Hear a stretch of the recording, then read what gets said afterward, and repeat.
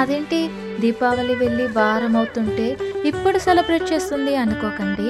ఇది దీపావళి సెలబ్రేషన్ కాదు, నా ఫెయిల్యూర్ సెలబ్రేషన్. అరే ఏంట్రా ఇది? అవును, ఎవరు చెప్పారు ఫెయిల్ అయితే సాడ్గా బాధపడుతూ ఉండాలని? నేను చెప్తున్నా, ఫెయిల్ అయితే బాగా సెలబ్రేట్ చేసుకోవాలి. ఫెయిల్ అయ్యాను, కానీ ఎలా అయ్యాను? నా బిజినెస్ని జీరో నుంచి స్టార్ట్ చేసి ఫస్ట్ స్టెప్ వేసాక ఫెయిల్ అయ్యాను. అంటే జీరో నుంచి ఫస్ట్ స్టెప్ అయితే రీచ్ అయ్యాగా, అందుకే ఈ సెలబ్రేషన్.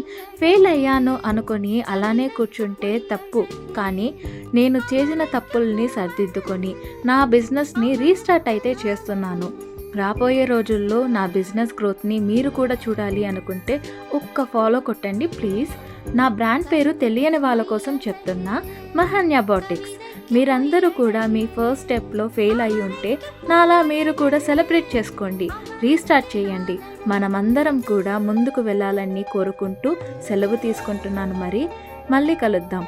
ఫాలో చేయడం మాత్రం మర్చిపోకండి ప్లీజ్.